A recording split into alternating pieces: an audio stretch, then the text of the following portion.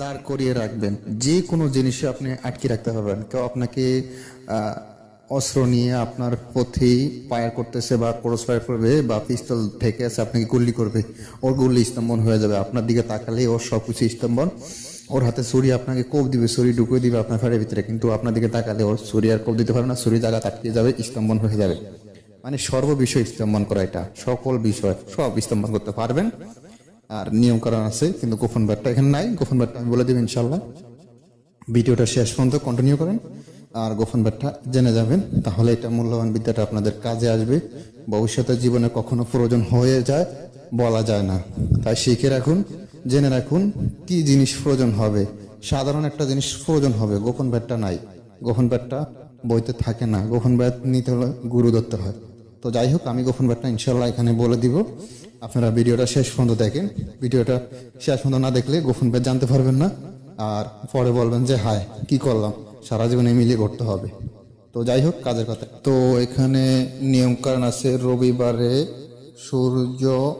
সূর্য নক্ষত্রে শ্বেত অপরাজিতার শিকড় তুলিয়া আনতে হবে।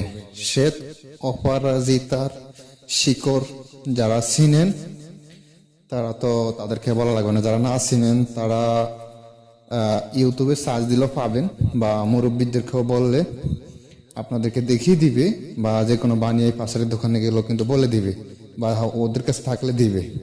তো আপনি ওই শিকড়টা সংগ্রহ করতে হবে। ওই শিকড়টা সংগ্রহ করার আগে কি করতে হবে, তো যাই হোক সেটা আমি বলতেছি, সেটা কখন বেদ আগে নিয়মকানুন বলতেছি কি করতে হবে।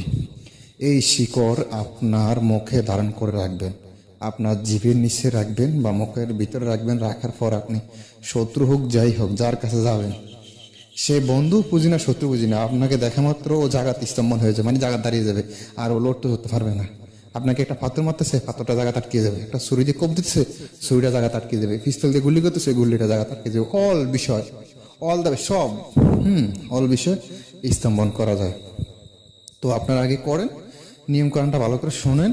শুনে আপনি যে কোনো লোকের সামনে যাবেন, আপনি এটা মুখেতে রেখে যাবেন, সব স্তম্ভন হয়ে যাবে। তো এটা তোলার নিয়ম কি, এখানে তো লেখা আছে রবিবারের দিন। তো রবিবারে কিভাবে যেতে হবে? রবিবারে আপনি যেতে হবে একদম সুন্দর সাদা সেদো হয়ে, একদম লাল কাপড় পরতে হবে। আমার কথা শুনুন, কখন ব্যাদগুলো সিরিয়ালে বলতেছি, লাল কাপড় পরতে হবে, সিলাই ছাড়া কাপড়। আতসলে ভাত খাইতে হবে, আতসলে ভাত খেয়ে যেতে হবে, ঠিক আছে?